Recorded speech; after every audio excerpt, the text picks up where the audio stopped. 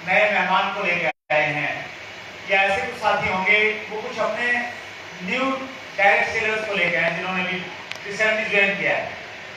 तो मेरी भी स्टार्टिंग थी उन दिनों, तो मैं भी कुछ ऐसे लोगों को लेकर आया था जिन्होंने तुरंत बिजनेस को ज्वाइन किया था, 2-3 महीने हुए थे हार्डली। तो उनको मैं इस मीटिंग में लेकर आया ये दिखाने के लिए कि आरसीएम बिजनेस की मीटिंग क्या होती है, बड़ा प्रोग्राम क्या होता है। मुझे ऐसा ध्यान आया शायद केसी चावड़ा सर की मीटिंग थी वो, और मैं आया बैठा, और जो नए व्यक्ति थे वो नए व्यक्ति ने इस हॉल में बैठ के बड़ा डिसीजन लिया और उन्होंने बहुत बड़ा काम किया, और उस नए व्यक्ति का नाम था सतीश पंडित।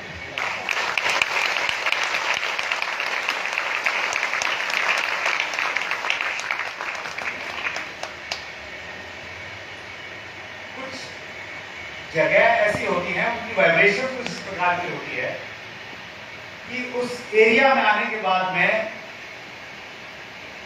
कुछ लोग बड़े डिसीजन ले पाते हैं। और ऐसी ही एक जगह है कि ऑडिटोरियम, प्यारेलाल भवन कहें, गांधी मेमोरियल हॉल, इसको हम लोग पहले कहते थे। आप लोग भी आज ऐसी ही जगह पे बैठे हैं। आप में से कौन 3 साल के बाद सतीश पंडित जैसा नाम रोशन करेगा मुझे नहीं मालूम, लेकिन ये तय है ऐसा हो सकता है। इस हॉल में, इस जगह में वो ताकत को देखना है। ऐसे कितने साथी हमारे बीच में हैं जिन्होंने अभी तक आरसी बिजनेस को ज्वाइन नहीं किया है, पहली बार इस प्रकार के प्रोग्राम में है। कृपया एक बार अपना हाथ खड़ा करेंगे प्लीज। जो पहली बार इस प्रकार के प्रोग्राम में बैठे हैं, कोई ज्वाइन नहीं किया उन्होंने बिजनेस अभी, एक बार अपनी जगह पर आप खड़े हो जाइए। हम आपका स्वागत करना चाहते हैं क्योंकि आप आरसीएम परिवार में पहली बार आए हैं। उस नाते हम बहुत जोरदार तालियों के साथ आपको वेलकम कहना चाहते हैं, सुस्वागत कहना चाहते हैं। Thank you so much. आपका यहां पे आना 2 चीजें बता रहा है। पहला तो ये संकेत दे रहा है कि आप ओपन माइंडेड हैं, आप खुले दिमाग के हैं, इसलिए नई चीजों को देखने के लिए, सीखने के लिए यहां पे आए।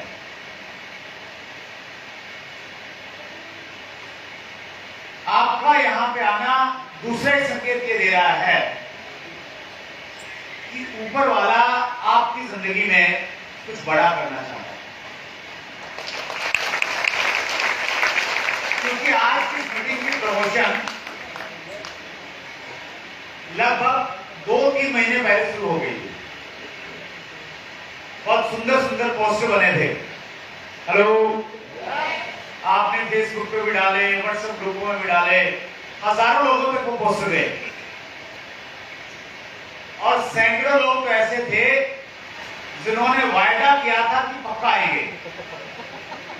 हेलो, आए क्या? नहीं आए। वो इसलिए नहीं आए क्योंकि ऊपर वाला नहीं चाहता था वो आए, और आप लोग इसलिए आए हैं क्योंकि उसकी रजा है कि वो आपकी जिंदगी में कुछ बड़ा है।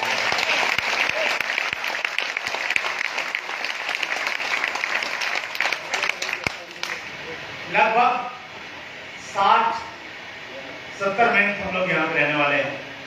अगर आपने फिजिकली और मेंटली अगर अपने आप को यहाँ पे रखा, मैं आपको विश्वास दिलाता हूँ कि आपकी जो इन्वेस्टमेंट है टाइम की, वो इन्वेस्टमेंट आपकी जिंदगी के लिए एक बड़ा टर्निंग पॉइंट है, एक बड़ा बदलाव आ सकता है आपके लिए। क्योंकि बहुत सारे लोग पहली बार यहाँ पे बैठे हैं, बहुत सारे लोगों ने मेरी बड़ी तारीफ कर दी, जलालुद्दीन साहब ने, पीके सिंह जी ने।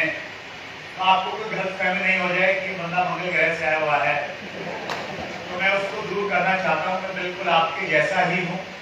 मेरा नाम सुरेंद्र वत्स है। बेसिकली हम लोग हरियाणा से हैं, जींद से। विशाल ने भी थोड़ा उस पार्ट को कवर किया बच्चों के एजुकेशन के लिए, और दूसरे कुछ कारणों की वजह से हम लोग दिल्ली आ गए थे 2010 में। एक मिडिल क्लास फैमिली थी, मेरी बैकग्राउंड रही, पिताजी सरकारी स्कूल में अध्यापक थे, माता जी गृहिणी थी। परिवार में हम 2 भाई और 3 बहनें हैं। तो एक मध्यम वर्गीय परिवार में जिस प्रकार के चैलेंजेस रहते हैं उस प्रकार के चैलेंजेस से हम सब लोग गुजरे। मैंने 1996 में यहीं से दिल्ली से ही दिल्ली विश्वविद्यालय से मैंने पोस्ट ग्रेजुएशन किया संस्कृत में। उससे पहले मैंने बीएड कर लिया था और फिर मैंने एक प्राइवेट टीचर के रूप में अपना कैरियर स्टार्ट किया। मेरी एक महीने की जो तनख्वाह थी प्राइवेट स्कूल में वो मात्र 500 रुपया थी। कितनी थी सर? 500 रुपये मुझे एक महीने के मिलते थे। एक साल नौकरी करने के बाद में एक चीज मेरी समझ में बहुत अच्छे से आ गई, अगर मैंने अपने सपनों को पूरे करना है तो नौकरी से मेरे सपने पूरे नहीं हो सकते, मुझे कोई ना कोई बिजनेस करना पड़ेगा। नौकरी करने वाले कितने लोग हैं हमारे बीच में जो जॉब करते हैं, गवर्नमेंट या प्राइवेट, कोई भी लोग, बहुत बड़ी संख्या है। Thank you very much. मैं आपसे पूछना चाहता हूं क्या नौकरी करते करते आप एक लंबी गाड़ी खरीद सकते हैं सर?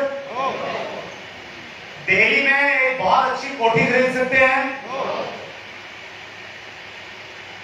क्योंकि नौकरी में ये संभव नहीं है। नौकरी का निर्माण इसलिए नहीं किया है कि हम एक लग्जरी लाइफ जिए, अपितु नौकरी का निर्माण इसलिए किया गया है हम जिंदगी भर पति या पत्नी के ताने सहते रहे और कंप्रोमाइज वाली जिंदगी काटते रहे। मैं माफी चाहता हूं नौकरी वाले साथियों से, लेकिन सच्चाई तो यही है सर, है या नहीं है? और मैं इसको बहुत कॉन्फिडेंस के साथ इसलिए कहता हूं क्योंकि मैंने इसको बड़ी नजदीक से देखा है। कुछ बड़ा करना चाहता था, कोई रास्ता दिखाई नहीं दे रहा था, और अक्सर हमारे यहाँ पे होता है कि शहर में कोई रिश्तेदार रह रहा है, कोई पड़ोसी रह रहा है तो उसके वहां चले जाते हैं। तो वैसे ही मेरे मामा जी शहर में रहते थे, मैं उनके पास में चला गया। वो ठेकेदार थे, उनके साथ में कुछ काम था, मैंने शुरू किया, वो मुझे जमा नहीं। फिर केबल टीवी का बिजनेस शुरू हुआ था, केबल टीवी का मैंने काम शुरू किया। एक छतरी लगाते थे हम लोग जिसको डिश एंटीना बोलते थे, 4 फीट बाई 4 फीट का साइज था, तो बहुत कम देखने को मिलती है। पहले जिस घर पे लगी रहती थी तो ऐसा माना जाता था अमीर का घर होगा, स्टेटस सिंबल रहता था। कई लोग तो खाली छतरी लगा लेते थे कि लगे कि हाँ कुछ ना कुछ है इसमें, माल मामले वाला मार रही है। तो वो छतरी हमने लगाई और वीसीआर आता था उन दिनों, जलालुद्दीन जी आपको याद होगा, वीसीआर आता था, बड़ी से कैसेट आती थी। आधुनिक जमाने के बच्चे नहीं समझेंगे उन चीजों को। और उस पर हम लोग एक फिल्म दिखाते थे, 2-3 चैनल होते थे उन दिनों, आज ऐसी सिचुएशन नहीं था तो लाइन लगी हुई है। तो केबल टीवी का बिजनेस मैंने शुरू किया। बहुत शॉर्ट में अगर मैं बातचीत करूं तो केबल टीवी के बिजनेस में मैंने खूब मेहनत किया, मेहनत करना चाहता था, कुछ करना चाहता था जिंदगी में, पैसा भी आने लग गया। उस टाइम पे, ये मैं बात कर रहा हूँ आपको 97-98 के आसपास में, केबल टीवी में हम लोग एक घर से 150 रुपया लेते थे, बहुत बढ़िया बिजनेस। लेकिन कंपटीशन की बात देखिए, सिचुएशन की बात देखिए, आज भी लोग 150 रुपए लेते हैं। हेलो, हम लेते थे 96 में, तो उस समय कमाई खूब थी हमारे पास। नया कनेक्शन लेते थे, पहले बोलते थे भैया 450 रुपया पहले जमा करवा के जाओ, उसके बाद में कनेक्शन लगेगा। बहुत अच्छा पैसा था उस काम में, खूब अच्छा पैसा में कमा रहा था। लेकिन कई बार ऐसा रहता है आपके साथ, फिर शायद आपने भी अनुभव किया होगा, आप कोई काम कर रहे हैं, पैसा आ रहा है लेकिन मजा नहीं आ रहा है, संतुष्टि नहीं है। मेरे साथ भी वैसे ही। और मजा इसलिए नहीं आ रहा था क्योंकि वहां पे 2 बड़ी दिक्कतें थी मुझे। पहली कि वहां मुझे टाइम फ्रीडम नहीं थी बिल्कुल। दिन में भी हम लोग काम करते थे, रात में भी तारे बिछाते रहते थे। दूसरी प्रॉब्लम ये थी कि जिस एरिया में मेरे केबल के कनेक्शन थे, उस एरिया में जब मैं गली से गुजरता था तो लोग मुझे मेरे नाम से भी बुलाते थे, लोग मुझे आवाज लगाते थे और कहते थे केबल वाले, और मुझे अच्छा नहीं लगता था। और जब मुझे अच्छा नहीं लगता था तो मैं उनकी बात को इग्नोर कर देता था कि जैसे मैंने सुना ही नहीं। तो फिर वो जोर से बोलते थे केबल वाले भैया। मुझे लगा यार ये तो बेइज्जती वाला काम है, तो फिर मैं उनके पास में जाता था, बोलता था हाँ जी बहन जी, भाई साहब बताइए। तो मेरे को बोलते थे केबल ठीक नहीं चल रहा है, आवाज नहीं आ रही है, पिक्चर ठीक नहीं आ रही है, पेमेंट लेने आ जाते हो, सर्विस देते नहीं हो, तो पता नहीं कितनी सुनाते थे। देखिए, आदमी जिंदगी में पैसा कम कमाए या ज्यादा कमाए वो शायद उतना मायने नहीं रखता, लेकिन उसको अगर मान सम्मान नहीं मिलता है ना, तो फिर वो आदमी उस काम में ज्यादा टिक नहीं पाता। मैंने प्रैक्टिकल इस चीज को अनुभव किया। उसी समय मेरे दिमाग में चलने लगा है कि मैंने काम नहीं करना, ऐसा काम करना है जिसमें पैसा तो हो, लेकिन पैसे के साथ साथ में वो दो चीजें हो जो यहाँ पे नहीं है। क्या क्या?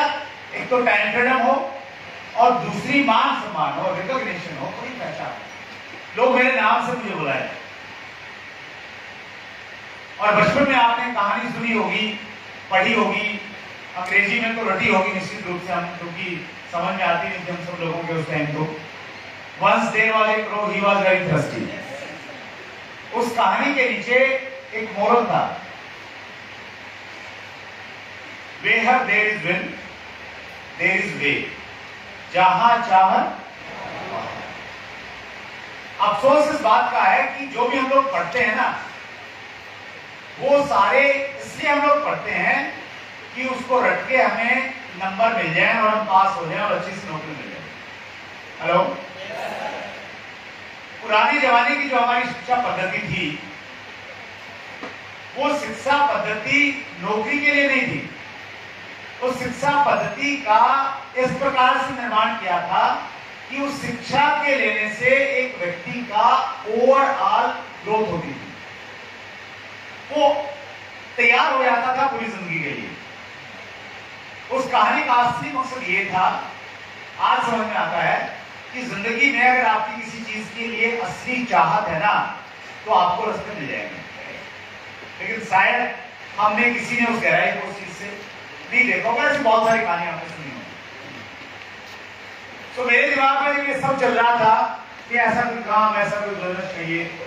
मुझे नहीं मालूम था कि डायरेक्ट सेलिंग होता है जो आपको ये सब दे सकता है, आरसीएम होता है, लेकिन where there is will there is way. उसी दौरान मेरे दोस्त ने मुझे अपने घर पे बुलाया और कहा कि आप मेरे घर पे आइए, कुछ खास बात करनी है। जब मैं उनके घर पे गया तो वहां मैंने देखा 3-4 लोग और पहले से बैठे हुए थे, और वहां पे जाने के बाद में मैंने अपनी जिंदगी में पहली बार 3 शब्द एक साथ में सुने, RCM, राइट कॉन्सेप्ट माइंड।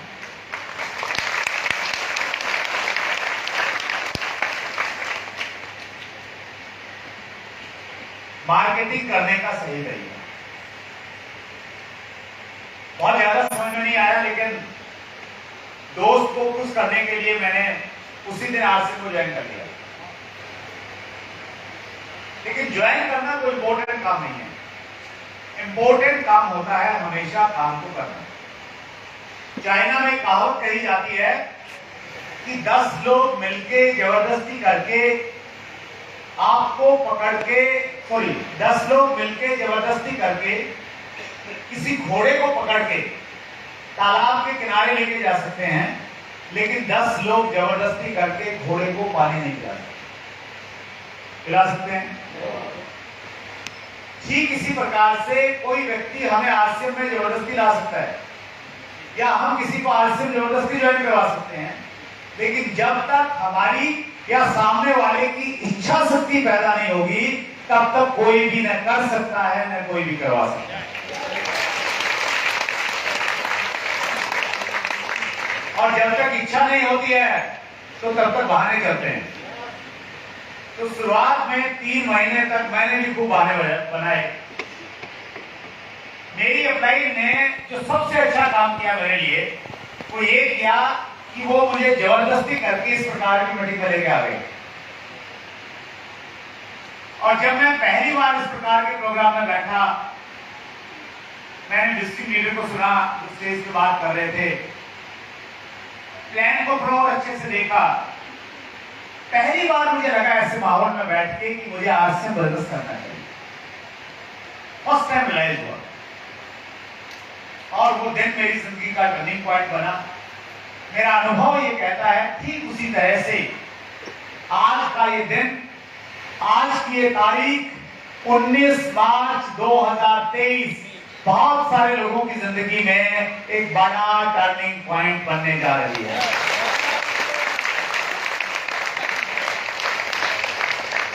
एक राइटर हैं विली जोली, उनकी एक बड़ी प्रसिद्ध किताब है आपकी जिंदगी 1 मिनट में बदल सकती है।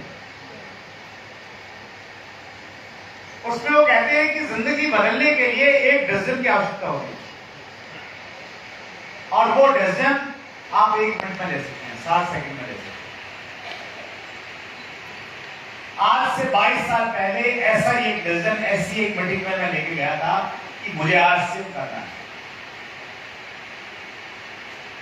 करना शुरू किया, बहुत सारे उतार चढ़ाव आए, बहुत डिटेल में नहीं जा रहा, बहुत संक्षेप में मैं ये कहना चाह रहा हूं जिस प्रकार जिन लेवलों पे आप हैं, कोई 10,000 का बिजनेस कर रहे होंगे, 12% के लेवल पे होंगे, कोई अभी ईगल के लेवल पे 15 का बिजनेस करके पहुंचे होंगे। इन सारे लेवलों को मैंने क्रॉस किया, रॉयल्टी पे गया, टेक्निकल पे गया और चलते चलते रुका नहीं, बस एक काम किया। लगातार चलने का परिणाम ये है कि डायमंड की पिन मेरे पास नहीं है।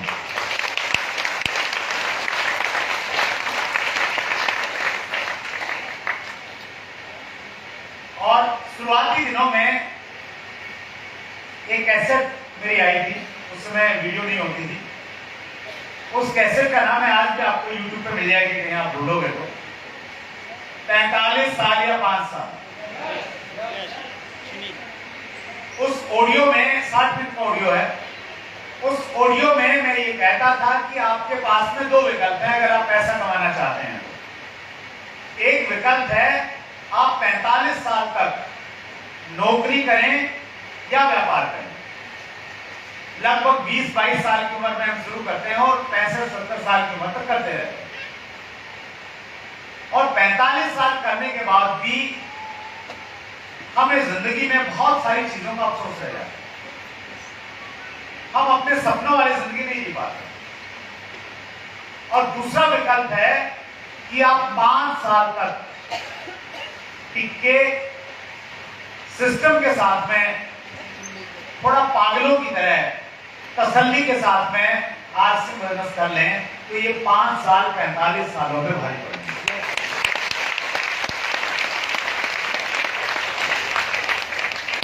और 5 साल तक मैंने ऐसा ही किया। अभी विशाल आपके सामने था, इनकी जितनी भी पेरेंट्स मीटिंग रहती थी, पेरेंट्स टीचर मीटिंग, पीटीएम, मैं किसी मीटिंग में नहीं गया। शुरुआत में बच्चों के जन्मदिन को लेकर बहुत इमोशनल रहते हैं। बच्चों के जन्मदिन पे मालूम चलता मैं मालदा टाउन में हूं। एक वाकया मुझे बहुत अच्छे से याद है। मैं वेस्ट बंगाल में ही था, मालदा टाउन में। वहां हमारे साथी हैं उदय कुमार सिंह, उनके साथ ग्राउंड वर्किंग कर रहे थे। कुछ नया नया मैंने फोन लिया था, मोटा सा फोन आता था और कंपनी भी मोटोरोला थी। पता नहीं आप में से किसी ने यूज किया नहीं किया, बड़ा तो घंटी बजती थी ना, वो भी एक स्टेटस सिंबल रहता था। वो बड़े वाला था सर, मोटोरोला बिल्कुल एकदम, जेब भी बड़े वाले व्यक्ति पड़ती थी उसके लिए। मैं पीछे बैठा था, घंटी बजी, मैंने फोन रिसीव किया तो फोन घर से श्रीमती जी का था और उनकी आवाज थोड़ी गुस्से वाली थी। उन्होंने कहा कि कहां पे हो? मैंने कहा मालदा टाउन हूं, वेस्ट बंगाल में। आपको मालूम है आज क्या तारीख है? मैंने कहा हाँ 28 नवंबर है और अभी मीटिंग होने वाली है, मीटिंग में जा रहे हैं। उन्होंने फिर बहुत इमोशनल होकर कहा कि आपको ये तो मालूम है कि आज 28 तारीख और मीटिंग है, लेकिन आप ये भूल गए आज हमारी शादी हुई, आज हमारी मैरिज एनिवर्सरी है। मैं तो ये सोच रही थी कि आपको याद होगा, आप रात को फोन करेंगे, लेकिन आपको तो याद ही नहीं है। और कुछ ऐसे लम्हे होते हैं आपकी जिंदगी में, वो आपको इमोशनल कर देते हैं। थोड़ी देर के लिए मैं भी इमोशनल हुआ। फिर मैंने उनको कहा कि 5 साल का कमिटमेंट किया हुआ है, 5 साल तक कोई एनिवर्सरी सेलिब्रेशन नहीं, कोई बच्चों के बर्थडे नहीं, 5 साल के बाद में ताज होटल में केक काटेंगे।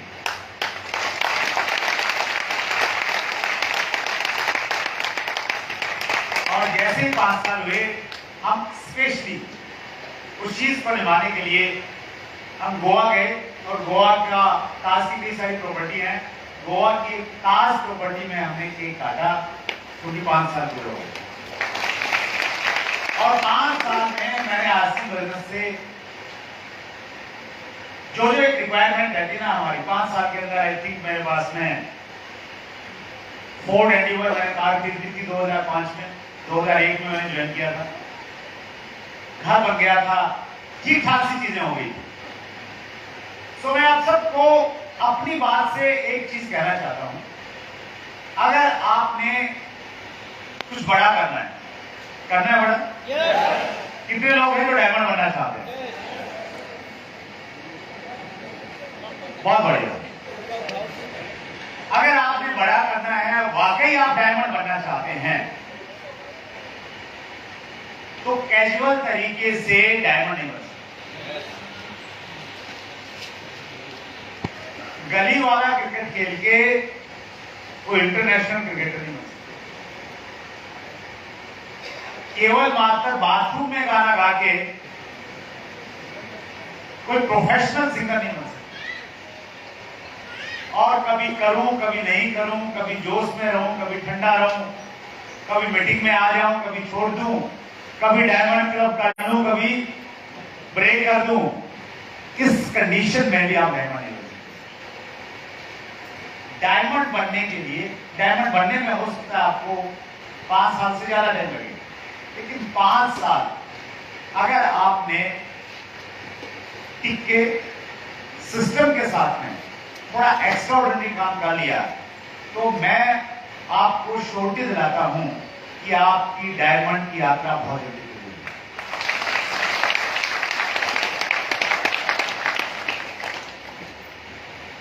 मुझे कुछ ऐसे चेहरे नजर आते हैं, आपको भी नजर आते होंगे कि आप पुराने डिस्ट्रीब्यूटर हैं। एक व्यक्ति काम कर रहा है 7 साल से, हेलो, लेकिन उसका लेवल 5 साल पहले जो था अभी वही है।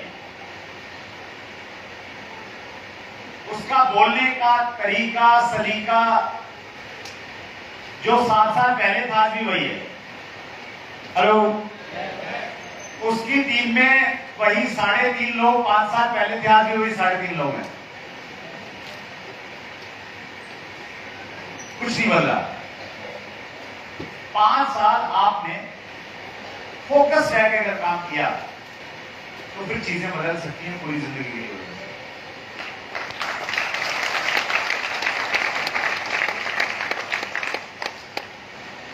मैं कुछ प्रेजेंटेशन है मेरे पास में, वो मैं आपके साथ में शेयर करना चाहता हूं। डायमंड तो बनना चाहते हैं ना सब लोग? एक बार हाथ हिलाइए वहां से, जोर से हिलाइए एक बार।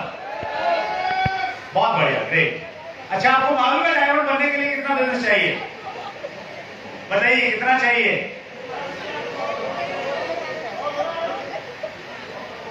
नहीं, 50 करोड़ नहीं बना लेंगे सर, तो की आवश्यकता नहीं है। 50 करोड़ चाहिए 1 महीने का।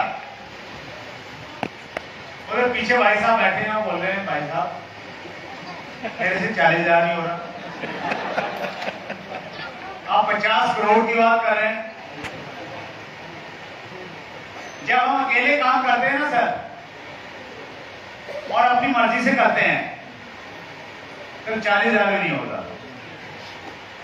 और जब हम टीम के साथ, सिस्टम के साथ में काम करते हैं, तो फिर 50 करोड़ का ऐसे होने लग जाता है। तो 50 करोड़ का बिजनेस करना है सर?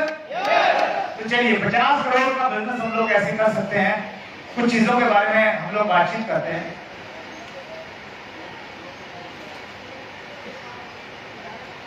दिख रही आपको साइड? चलिए, अंग्रेजी में एक शब्द है विजन, जिसको हिंदी में हम कहते हैं दूरदृष्टि। का देखना। डायमंड बनना है, 50 करोड़ का धंधा करना है, तो आपको दूर का देखना पड़ेगा थोड़ा सा कि 50 करोड़ कब हो सकता है, कैसे हो सकता है या नहीं हो सकता है। तो मैं थोड़ा सा आपका काम आसान करना चाहता हूं, आपके विजन में थोड़ी आपकी हेल्प करना चाहता हूं। आरसीएम से पहले हमें डायरेक्ट सेलिंग का विजन देखना पड़ेगा, क्योंकि आरसीएम डायरेक्ट सेलिंग का एक पार्ट है, हिस्सा है। एक राइटर है रॉबर्ट टी कियोसाकी, बहुत प्रसिद्ध है दुनिया में। रिच डैड पुअर डैड इनकी किताब आई, जिन्होंने लोगों का माइंडसेट बदल दिया पूरा का पूरा। उनकी ये एक किताब है 21वीं सदी का व्यवसाय। अमेरिकन है ये। इनके बारे में ये कहा जाता है कि जो भविष्यवाणी करते हैं वो सही साबित होती है। तो इन्होंने ये कहा है कि आने वाली जो सदी है, ये 21वीं जो सदी है, ये सदी नेटवर्क मार्केटिंग की सदी के रूप में जानी जाएगी। हेलो, नेटवर्क मार्केटिंग के बिजनेस बहुत ज्यादा इस सदी में कामयाब होंगे, ये रॉबर्ट टी कियोसाकी ने कहा है। हमारे देश में डायरेक्ट सेलिंग क्यों प्रोग्रेस करेगी, इसका टर्नओवर क्यों बढ़ेगा और कहां तक जा सकता है, उसके बारे में थोड़ा बातचीत करते हैं। 3 शब्द बहुत महत्वपूर्ण है, विजन, डायरेक्ट सेलिंग और इंडिया। तो विजन की अगर हम लोग डिक्शनरी में जाके विजन का अगर हम लोग मीनिंग देखेंगे तो ये आपके सामने आएगा कि vision is the mental picture of the future. भविष्य की मानसिक तस्वीर को हम विजन कहते हैं। भविष्य में क्या होगा, 10 साल बाद क्या होगा, 20 साल बाद क्या होगा, उसको आज जो व्यक्ति देख लेगा उसको विजन नहीं बोलेंगे। और इस दुनिया में जितने भी कामयाब लोग हुए हैं ना, जिन्होंने कुछ एक्स्ट्राऑर्डिनरी किया है, वो सारे के सारे वो लोग हुए हैं, उन्होंने भविष्य की मानसिक तस्वीर को बहुत स्पष्टता के साथ में देख लिया। ये पानी की बोतल देंगे कौन मेरे से? हाँ, खाली ऐसे नहीं, इसको ऐसे राइट। ये पानी की बोतल मेरे पास में है, इसके ऊपर लिखा हुआ है सिंस 1969। 1969 का मतलब क्या हो गया? 1969। कितने साल हो गए? 53 इयर्स, यानी 53 साल पहले इस कंपनी की शुरुआत हुई थी जो पानी बेचती है। कितने साल पहले? 53 साल पहले। आज 53 साल पहले इस कंपनी की शुरुआत होने से पहले एक व्यक्ति के दिमाग में एक आइडिया आया होगा, यस और नो? और जब उसके दिमाग में आइडिया आया होगा तो उसने अपने घर वालों से, दोस्तों से बताया होगा। ऐसे ही करते हैं ना सब लोग। तो क्या बताया होगा उसने? आज की बात नहीं कर रहे हम लोग, 53 साल पहले की सोचिए आप। 53 साल पहले उस बंदे ने बहुत एक्साइटेड होके अपने नजदीक वाले लोगों को ये बताया कि हम बोतल के अंदर में पानी भरेंगे और उसको बेचेंगे और लोग खरीदेंगे। कितने साल पहले? क्या लगता है लोगों ने तालियां बजाई होंगी? लोगों ने कहा होगा इसके लिए माला लेकर इसको पहनाएंगे। कमाल का आइडिया है। 53 साल पहले इस प्रकार की कोई चीज थी नहीं, और हो सकता है उस समय दूध फ्री में मिलता हो। हेलो, उस समय एक व्यक्ति कह रहा है कि हम बोतल में पानी भरेंगे और उसको लोगों को बेचेंगे और लोग खरीदेंगे। लोगों ने कहा कि ऐसा संभव नहीं है, पहले कभी हुआ ही नहीं। लेकिन जिस व्यक्ति के दिमाग में आइडिया आया था, क्या उस व्यक्ति ने उन सबकी बात मानी होगी? नहीं मानी। अगर मानी होती तो क्या होता? पानी की जो बोतल है शायद इस कंपनी के नाम से नहीं आती, 5-7-10 साल बाद हो किसी कंपनी के नाम से आती। तो जब भी किसी व्यक्ति ने कुछ बड़ा किया है ना, कुछ नया स्टार्टअप किया है, उसके अंदर तो मानसिक पिक्चर थी कि ऐसा हो सकता है, लेकिन बाकी लोगों ने नहीं। और आप जब आरसीएम के प्रोडक्ट लोगों के पास में लेके जाते हैं, कि ये न्यूट्रीचार्ज मैन ले लीजिए, आपकी सारी इश्यूज खत्म हो जाएंगे, आप बीमार नहीं होंगे, आपकी इम्यूनिटी स्ट्रॉन्ग हो जाएगी। या आप ये कहते हैं कि आरसीएम से जुड़ जाइए, आपको ये सब मिल जाएगा, तो लोग आपके लिए ताली बजाते हैं, कहते क्या बात है भाई साहब, आपकी विचार थी, आइए। ऐसा तो नहीं कहते ना। यानी हमारे हाल भी कुछ वैसे हैं जैसे हाल आज से 53 साल पहले उस व्यक्ति के साथ थे जिसके दिमाग में ये आइडिया आया था कि मैं बोतल में पानी भर के बेचूंगा। और अगर हमारे दोनों के हालात एक जैसे हैं तो इसका मतलब ये है कि हम सही रास्ते पे जा रहे हैं।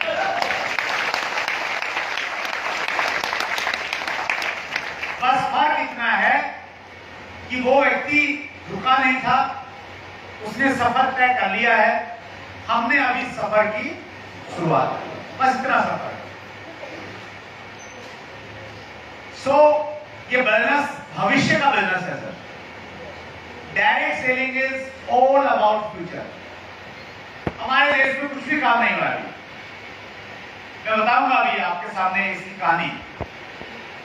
तो अगर आपके पास में विजन है, अगर आपके पास में दूरदृष्टि है, तो आप इस बिजनेस के लिए उपयुक्त हैं। लेकिन अगर आप उन लोगों की तरह हैं जो ज्वाइन करते या क्लाइंट को फोन करते हैं कि सर मेरी पैसा नहीं आया, हेलो,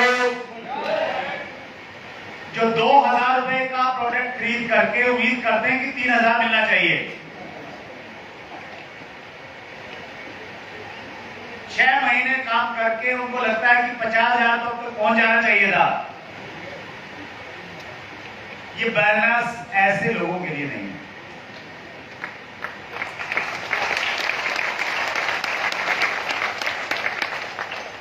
ये बिजनेस उन लोगों के लिए बना है जो आज काम कर रहे हैं, आज संघर्ष कर रहे हैं। हो सकता है 3 महीने से काम कर रहे हो, पैसा नहीं आया, संभव, टीम भी नहीं बनी हो, लेकिन वो इस चीज से संतुष्ट हैं कि 3 महीनों में उन्होंने कपड़े पहनने का सलीका तो सीख लिया।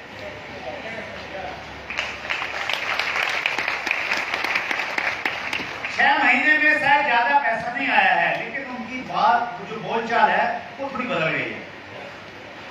तो जो अपनी लर्निंग पर फोकस है और उनको मालूम है कि आने वाले समय में जैसे जैसे कंपनी ग्रो करेगी, जैसे जैसे इंडस्ट्री ग्रो करेगी, अगर मैं टिका रहा तो मैं भी ग्रो करता रहूंगा, उन लोगों के लिए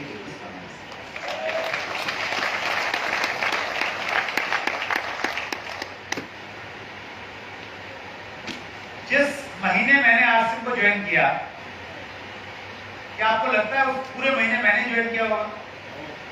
हेलो, बहुत सारे लोगों ने किया था। अभी आरसीएम बिजनेस में हर महीने 50,000 से 1 लाख लोग नए ज्वाइन करते हैं। हेलो, हर महीने। लेकिन उन इतने सारे लोगों में कुछ ही लोग हैं जो विजनरी हैं, जिनको आरसीएम में अपना भी भविष्य दिखता है और आरसीएम बिजनेस का भविष्य दिखता है। वो लोग यहाँ पे रुकेंगे, टिकेंगे, और ये 50,000 से 1 लाख लोगों में जो ज्यादा जनसंख्या है वो पहले महीने में ही हथियार डाल के चली जाएगी कि भैया हमारे से नहीं होता। राइट? सो उसके लिए बस एक चीज की जरूरत है और वो है विजन। डायरेक्ट सेलिंग के डेफिनेशन आपके सामने है। ये डायरेक्ट सेलिंग के रूल्स में अभी ऑलमोस्ट ये डेफिनेशन है जो ये कहती है डायरेक्ट सेलिंग एक ऐसा व्यापार है, एक ऐसा तरीका है जिसमें हम सामान को, जो हमारे परमानेंट रिटेल स्ट्रक्चर है, उसकी बजाय घरों में जाके बेचते हैं और घरों में जाके प्लान दिखाते हैं। इंडिया में डायरेक्ट सेलिंग क्यों हो गया, ये बहुत महत्वपूर्ण प्रश्न आपके लिए होना चाहिए। हमारा देश डायरेक्ट सेलिंग के लिए बहुत उपयुक्त है, आदर्श देश है। लॉजिक्स के साथ समझते हैं। पहला तर्क है कि हमारी पॉपुलेशन है 138 करोड़ से ज्यादा। पहले हम दुनिया में दूसरे नंबर पे थे, अभी भी दूसरे नंबर पे ही है, लेकिन यूएनओ के डाटा ये कहते हैं कि 14 अप्रैल 2023 को हम चाइना को पीछे छोड़ के पहले नंबर पे पहुंच जाएंगे। हेलो, अब लोग कंफ्यूज हैं, ताली बजाएं, अफसोस करें, क्या करें? अब बजा लीजिए ताली, में बताता हूं फायदे का खुदा है।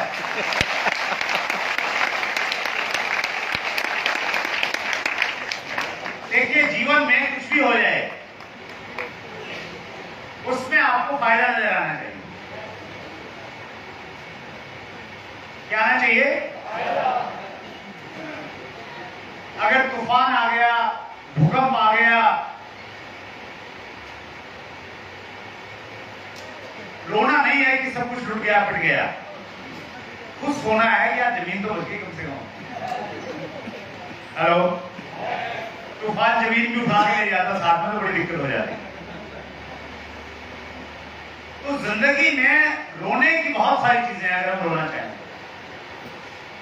और खुश रहना चाहें तो हजारों कारण हैं जिसकी वजह से हम हर रोज खुश होते हैं।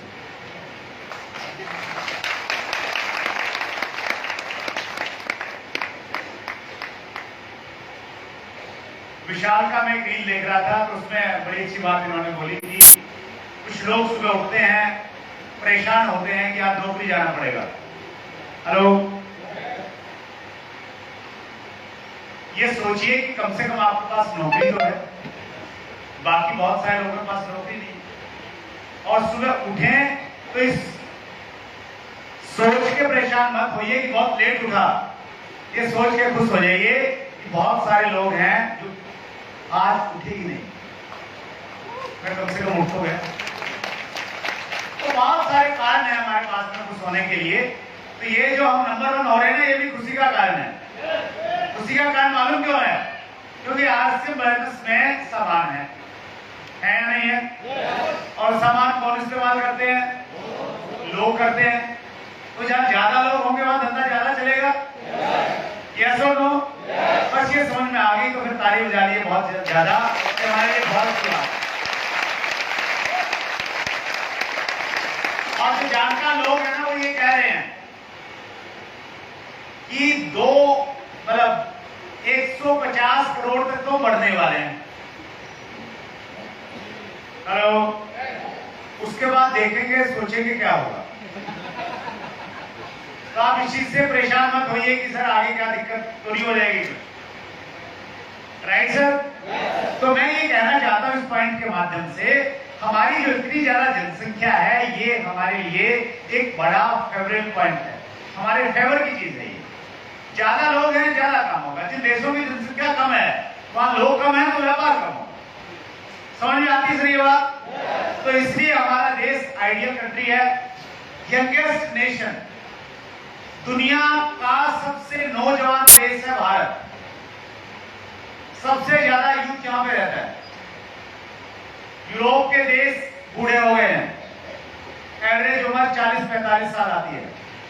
चाइना की एवरेज एज जाके देखिए तो 50 से ऊपर निकल गई है। लेकिन हमारे देश में 20 साल से 35 साल की पॉपुलेशन बहुत ज्यादा है। जहां युवा है वहां जोश है। युवाओं के बड़े सपने होते हैं, यस और नो? और डायरेक्ट सेलिंग में बड़े सपने चाहिए, बड़े सपने वाले लोग चाहिए, एनर्जी वाले लोग चाहिए। क्योंकि हमारे यहाँ सबसे ज्यादा वो संख्या है, तो हम दुनिया में सबसे आइडियल कंट्री की कैटेगरी में हैं, राइट सर? 54% अनएम्प्लॉयमेंट। आंकड़े बताते हैं कि हमारे देश में 54% से ज्यादा जो जनसंख्या है वो बेरोजगारों की है। उनके पास में कोई काम नहीं है, कोई रोजगार नहीं है। इस स्लाइड में आपको कुछ देश दिखाई दे रहे हैं, उनकी जनसंख्या है और वहां कितने प्रतिशत लोगों के पास में रोजगार है, एम्प्लॉयमेंट है, वो दिखाई दे रहा है। आप इसमें देखेंगे यूएसए, अमेरिका की जो जनसंख्या है 33 करोड़ के लगभग है। कितने प्रतिशत लोगों के पास में रोजगार है? 71.4। आप रसिया देख सकते हैं, ब्राजील देख सकते हैं, चाइना देख सकते हैं और इधर इंडिया है। हमारे यहाँ पे 46.3% लोगों के पास में केवल रोजगार है, 54% लोग बेरोजगार है। और ये 54% लोग निकम्मे नालायक कामचोर नहीं है इसलिए बेरोजगार हो गए। इनके पास में डिग्रियां हैं सर, हेलो, डिप्लोमे हैं, मैट्रिक पास है बहुत सारे, लेकिन उसके बावजूद भी इनके पास में नौकरी नहीं है। क्या नहीं है? नौकरी नहीं है। काम धंधे का उतना माहौल नहीं था हमारे देश में, एंटरप्रेन्योरशिप का अभी धीरे धीरे माहौल बनने लगा है, तो ज्यादातर लोग पढ़ाई इसलिए करते हैं कि नौकरी मिल जाए।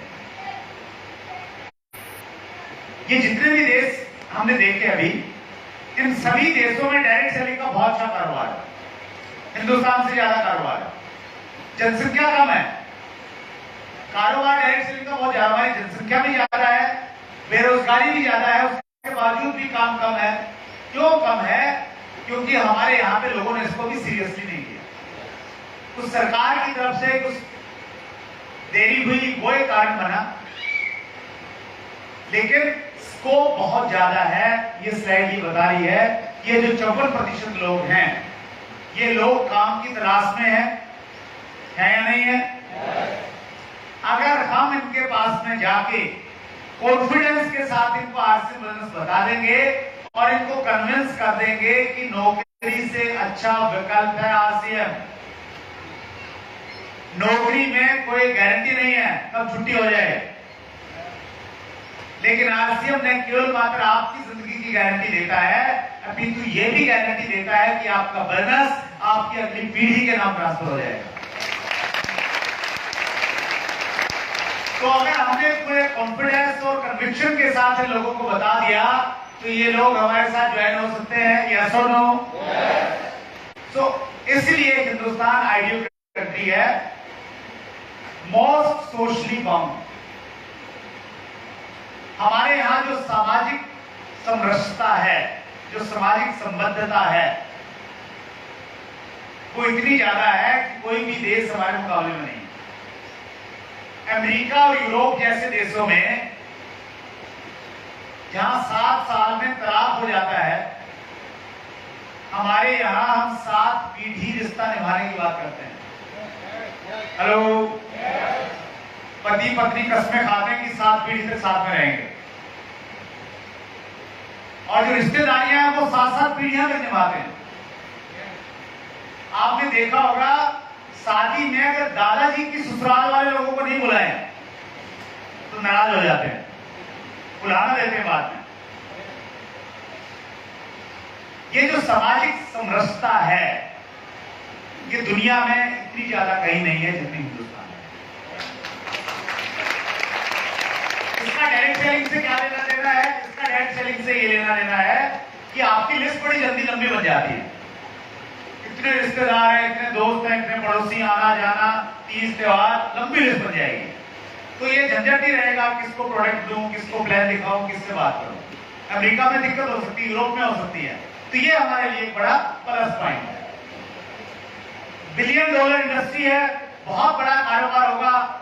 एक ऑर्गेनाइजेशन है WFDS से, इसकी फुल फॉर्म बनती है world federation direct selling association.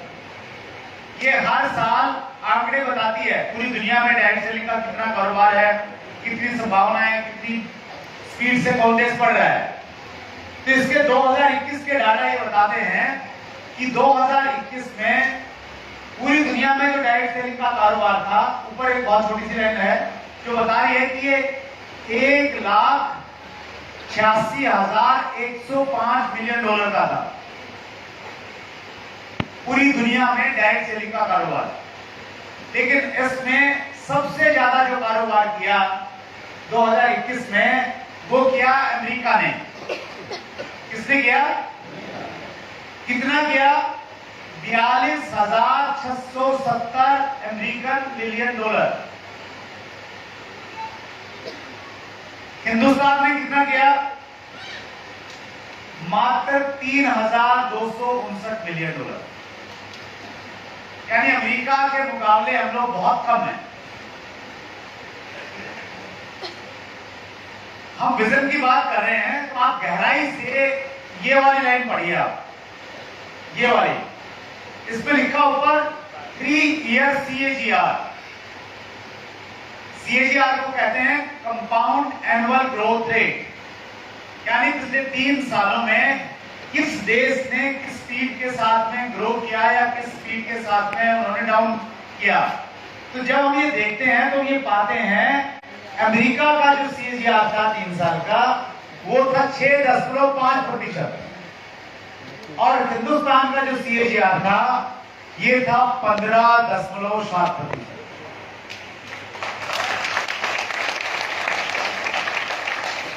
Hello, हमारा नंबर 12वां है पूरी दुनिया में,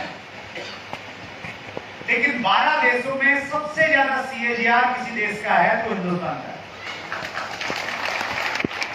यानी अभी हमारी जो स्पीड है वो सबसे ज्यादा चल रही है, और अगर हमने इसी स्पीड को मेंटेन किया, बाकी देशों ने भी उनकी स्पीड को मेंटेन किया, हमने भी मेंटेन किया, तो 2050 के लगभग हिंदुस्तान का टर्नओवर $1 लाख बिलियन से ज्यादा होगा और हिंदुस्तान विश्व में पहले स्थान पर पहुंच जाएगा। हेलो, हिंदुस्तानियों की एक आदत है कि हम या तो किसी काम को करते नहीं हैं, और अगर करें तो फिर हाथ धो के नहीं, नहा धो के पीछे लग जाते हैं। हमारे देश में कंप्यूटर आया, हमने नहीं किया। मोबाइल आया, शुरुआत में हमारे यहां नहीं चला, लेकिन जब चला तो ऐसा चला, बाकी देशों के लोग एक एक रखते हैं, हमारे यहां दो कई महारथी 3 रखते हैं, और जो 3 रखते हैं उनमें 2 सिम रखते हैं, क्योंकि हम किसी चीज के पीछे लगते हैं तो ऐसे लग जाते हैं। तो ये आंकड़े यही कह रहे हैं, 30 साल का CAGR ये कह रहा है कि अब हिंदुस्तान डायरेक्ट सेलिंग के पीछे नहा धो के लग गया है। ये आपको आज समझना पड़ेगा जब आपका बिजनेस 5,000 का है। हेलो, इंडस्ट्री अगर ग्रो करेगी ना तो 100% आपकी ग्रोथ के 100% तो नहीं मैं कहूंगा, चांसेस आपको बढ़ जाएगा। हमारे देश में जितनी भी इंडस्ट्रियां हैं, मुझे नहीं लगता किसी भी इंडस्ट्री का 3 साल का CAGR 15.7%। सो एक बहुत ब्राइट फ्यूचर हमारे पास में है, और जब ये इतना बड़ा टर्नओवर होगा उसके मायने समझते हैं आप क्या होंगे? हेलो, जानना चाहते हैं? चैरिटेबल स्वतंत्रता वर्ष में बहुत सारे मेहमानों को बुलाते हैं। हमने एक मेहमान को बुलाया एपिसोड नंबर 91 में, रीमा वृद्धि। इस एपिसोड का जो टाइटल है वो है लंदन से डायरेक्ट सेलिंग तक का सफर। बहुत इंटरेस्टिंग एपिसोड है, आपके विजन को बढ़ाएगा। रीमा वृद्धि जी की कहानी ये है कि वो लंदन में नौकरी करती थी, बैंक में अच्छी पोस्ट थी। वहां किसी ने उनको डायरेक्ट सेलिंग बता दिया। क्या बता दिया? डायरेक्ट सेलिंग बता दिया कि कैसा ऐसा काम है और अभी लंदन में है, इंडिया में बहुत बढ़िया स्कोप है। फाइनेंस से जुड़ी हुई थी, उनको समझ में आया और इतना अच्छा लगा उनको, उन्होंने बैंक की नौकरी रिजाइन की और लंदन से इंडिया शिफ्ट हो गई। हेलो, इंडिया में काम किया, बड़ा नाम है उनका। मैंने रीवा जी से क्वेश्चन पूछा इस इंटरव्यू में। मैंने उनसे पूछा कि मैम, हमें ये सुना है कि अमेरिका में, लंदन में जो लोग डायरेक्ट सेलिंग के बड़े लीडर हैं बहुत पैसा कमाते हैं, सही बात है क्या? आप तो वहां रही हैं। उन्होंने जवाब दिया कि लंदन में जो बड़े लीडर हैं डायरेक्ट सेलिंग के, उनको जब अपनी टीम की मीटिंग करनी होती है तो वो 5 स्टार होटल में नहीं करते, वो अपने हवाई जहाज में, पर्सनल जेट में 30,000 फीट की ऊंचाई पे जाके मीटिंग करते हैं कि अगले महीने कितना बिजनेस वॉल्यूम करना है।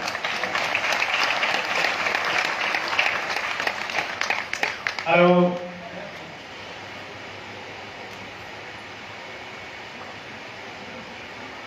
और जब किसी का हेलीकॉप्टर आएगा तो कार को बहुत सारों के आ जाएंगे। उस विजन को आपको समझने की जरूरत है। Right sir? कुछ अपडेट देना चाहता हूं डायरेक्ट सेलिंग इंडस्ट्री से रिलेटेड। हमारे यहां टर्नओवर क्यों ज्यादा नहीं हुआ? हमारे यहाँ इसलिए ज्यादा नहीं हुआ क्योंकि हमारे देश में शुरुआत में जो डायरेक्ट सेलिंग की कंपनियां आई वो विदेशी कंपनियां थी। उनका प्रोडक्ट बहुत महंगा था, लोगों को डायरेक्ट सेलिंग का मॉडल बहुत बढ़िया लगा, लेकिन जब उन्होंने प्रोडक्ट देखा तो उनको लगा कि तो अमीरों का काम है, हमारा है नहीं, तो आम आदमी से पीछे हट गया। उसके बाद में जैसे ही इंडस्ट्री थोड़ा आगे बढ़ी तो जो थोड़ा सा चालाक और सात्विक किस्म के लोग थे उन्होंने अपना दिमाग लगाया। उन्होंने क्या किया, उन्होंने प्रोडक्ट गायब कर दिया और पैसे को घुमाने लगे। मनी सर्कुलेशन कंपनी आने लगी, और मनी सर्कुलेशन कंपनी आने से हमारे देश में बहुत सारे इश्यूज हुए, चैलेंजेस हुए। कंपनी आती थी, बंद हो जाती थी, अखबार में खबरें आने लगी, तो माहौल बिल्कुल नेगेटिव। 2011-12 में हम लोग भी मुश्किल दौर से गुजरे, और उसके बाद में डायरेक्ट सेलिंग की एसोसिएशन बनी, काम स्टार्ट हुआ। मैं बहुत सौभाग्यशाली मानता हूं कि मैं एसोसिएशंस के साथ में मैंने क्लोजली बड़ा काम किया। हम लोगों ने गवर्नमेंट से रिक्वेस्ट किया कि डायरेक्ट सेलिंग के ऊपर में आप रूल्स लेके आए, तो डायरेक्ट सेलिंग के ऊपर में रूल्स आए 2016 में। फिर 2021 में 28 दिसंबर 2021 को डायरेक्ट सेलिंग के पहले आए गाइडलाइन, फिर आए रूल्स, अभी रूल्स आ गए। और इसीलिए 2016 के बाद में जो पॉजिटिविटी का माहौल पैदा हुआ, उसी की वजह से हमारे देश का जो CAGR है वो है। लेकिन बुरी खबर ये भी है, आप नहीं करेंगे तो भी होगी।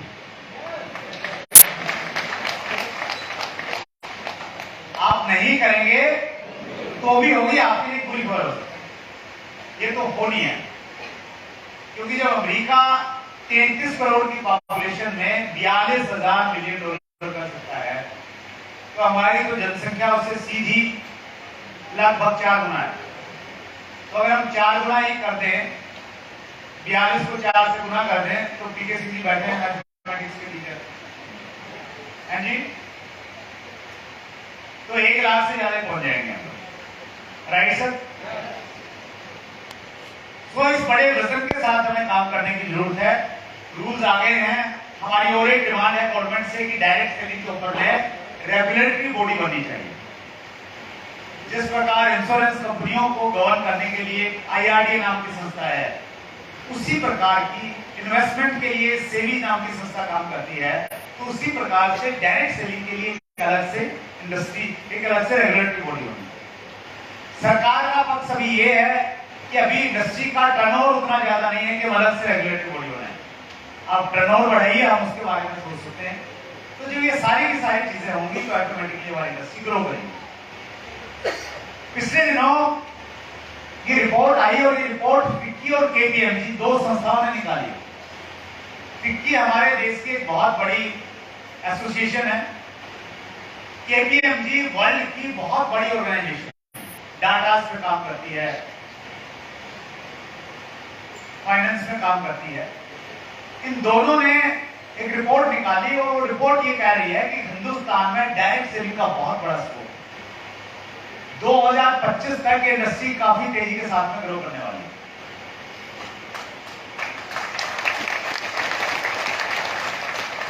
आप YouTube पे जाइएगा, YouTube पे बहुत सारे वीडियो है पड़े हैं, जो देश के मंत्री भी कह रहे हैं कि डायरेक्ट सेलिंग बढ़िया काम है, बाहर के मिनिस्टर, प्रेसिडेंट भी कह रहे हैं कि डायरेक्ट सेलिंग बहुत बढ़िया है।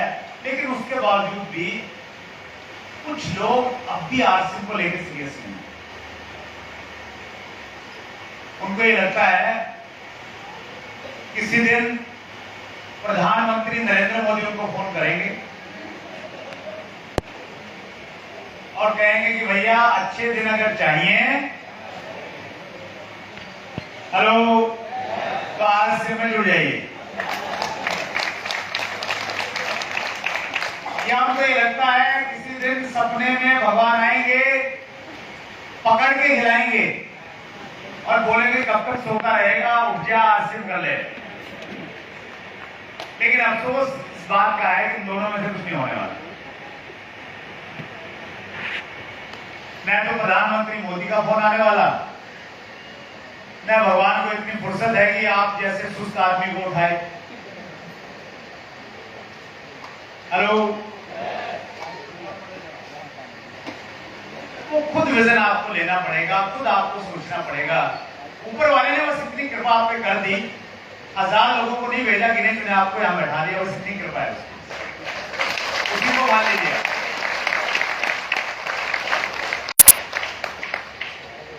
Right sir?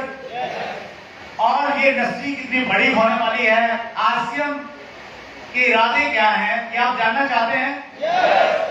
ये इरादे जानने के लिए आपको 7 मई तक का इंतजार करना पड़ेगा। 7 मई को एक ऐसा प्रोग्राम डायरेक्ट सेलिंग इंडस्ट्री की हिस्ट्री में हो रहा है जो आज तक कभी नहीं हुआ। मैं आसियम की हिस्ट्री की बात नहीं कर रहा हूं सर, डायरेक्ट सेलिंग की हिस्ट्री का एक अनोखा प्रोग्राम, एक यूनिक। इस प्रोग्राम का नाम है वेलकम नेक्स्ट जनरेशन। इस प्रोग्राम में 3 कैटेगरीज को स्टेज पे विशेष रूप से बुलाया जाएगा आपके सामने। पहली कैटेगरी होगी यूथ की, जिनकी उम्र 30 साल से कम है। कोई कहेगा जी मैं 48 साल का हूं लेकिन यूथ मानता हूं अपने आप को, तो नहीं, बात नहीं बनेगी। तो वहां हमने एज का क्राइटेरिया रखा है। यूथ मतलब 30 साल हमने माना है। 30 साल से कम उम्र के जितने भी देश भर के अचीवर हैं वो आपको एक स्टेज पे दिखाई देंगे, और उनके सामने अगर आपकी टीम का कोई भी यूथ बैठा होगा तो वो एक ही चीज बोलेगा कि जब ये कर सकता है तो मैं भी कर सकता हूं। दूसरी कैटेगरी होगी जो ये दिखाएगी कि आसियम बिजनेस पीढ़ी दर पीढ़ी चलने वाला बिजनेस है।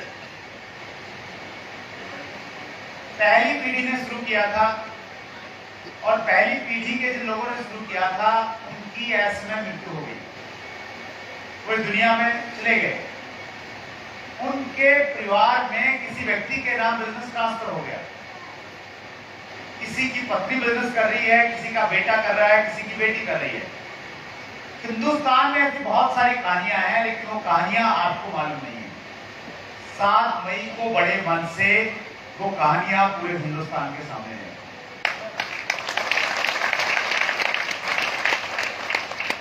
जहां हमारे देश में एक व्यक्ति 5 साल में 3 कंपनियां बदल लेता है, हेलो, वैसी परिस्थितियों में हम ऐसे बहुत सारे उदाहरण प्रस्तुत करेंगे कि ये दूसरी पीढ़ी के लोग हैं जो नौकरी के नाम पे बिजनेस करते हैं। और तीसरी कैटेगरी होगी जिसमें पहली पीढ़ी और दूसरी पीढ़ी साथ में होगी। हेलो, पहली पीढ़ी ने बिजनेस किया और अब वो दूसरी पीढ़ी को बिजनेस हैंड ओवर करने की स्थिति में है। उनको कह रही है भैया आप आओ, आप संभालो, आप इससे आगे बढ़ाओ। राइट?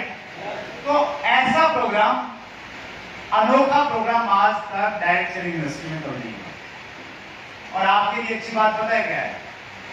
ये प्रोग्राम चेन्नई में नहीं हो रहा है, पटना में भी नहीं हो रहा है, मुंबई में भी नहीं हो रहा है। कहां पे हो रहा है?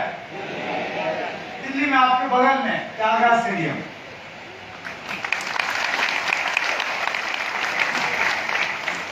और इस प्रोग्राम में बहुत दूर दूर से लोग आ रहे हैं। यस और नो? और अभी मिस्टर विनोद यहाँ पे थे केरला से, वो आपको ये कह रहे हैं कि दिल्ली वाले जाग जाओ, नहीं केरला वाले आ रहे हैं। और केरला वाले जब जाते हैं आ जाते हैं। राइट? तो दिल्ली वालों को जगाने के लिए एक बड़ा अच्छा मौका है, आपकी टीम को जगाने के लिए 7 मई का प्रोग्राम एक चुनौती है इस प्रोग्राम में। त्यागराज स्टेडियम की बहुत लिमिटेड सी कैपेसिटी है, अनोखा प्रोग्राम, पूरे हिंदुस्तान से लोग आ रहे हैं, लिमिटेड सीट्स है, बहुत सीमित है। हालांकि कैटेगरी वाइज, लीडर वाइज हम उनको बांट रहे हैं, लेकिन फिर भी क्योंकि ये टिकटिंग जो है, इसके जो पासेज हैं मीटिंग के, ये 2 दिन पहले ही आए। पीके सिंह साहब हमारे इंचार्ज हैं, तो मैंने पीके सिंह सर से स्पेशल रिक्वेस्ट की। मैंने कहा सर 1 दिन के लिए आप इसको ओपन रखो कि जो लोग पर्टिकुलर इस प्रोग्राम में आ रहे हैं उनको तो अपॉर्चुनिटी आप दीजिए कि वो अगर टिकट लेना चाहें तो उनको टिकट्स मिल जाए। 500 रुपए का इसका पास है, टिकट का एक पास है। और मुझे ऐसा लग रहा है कि विद इन 7 डेज एक भी पास आपको ब्लैक में भी नहीं मिलेगा। तो आप अपने अपलाइन लीडर के माध्यम से उसको कलेक्ट कर सकते हैं। सिलेक्टेड अगर पास होंगे तो बाहर व्यवस्था रहेगी, सर बाहर कुछ व्यवस्था रहेगी जहां से आपने टिकट परचेज किया था, वहां से आप ले सकते हैं। लेकिन एक व्यक्ति को मैक्सिमम 1 ही मिलेगा, 2 नहीं मिलेंगे इसी तरह में, क्योंकि उतनी क्वांटिटी में है नहीं हमारे पास, राइट। तो इस प्रोग्राम में कितने लोग आ रहे हैं सर? क्या बात है, जोरदार तालियां बजा लीजिए अपने लिए। ये बहुत शानदार प्रोग्राम है। इस प्रोग्राम में पूरी लीडरशिप आपको दिखाई देगी। एक मंच पे जितने भी सीनियर लीडर्स हैं वो आपको स्टेज पे तो कम दिखाई देंगे, लेकिन यहाँ बैठे हुए जरूर दिखाई देंगे। बाद में आप उनसे मिल सकते हैं, उनके साथ में सेल्फी ले सकते हैं, तो बड़ी अपॉर्चुनिटी है आपके पास में। तो एक बहुत शानदार प्रोग्राम है जो आज से मदरस को नेक्स्ट लेवल पे ले जाने के लिए तैयार है। क्योंकि डायरेक्ट सेलिंग बहुत तेजी के साथ में ग्रो कर रही है, 15.7% हमारा CAGR है। ऐसी स्थिति में RCM को हमें करना चाहिए या नहीं करना चाहिए? फूंक न मारे कि भैया मेरे वाली बढ़िया है, आ जाओ। तो इसलिए मैं आपको कुछ लॉजिक के साथ में ये प्रूव करना चाहता हूं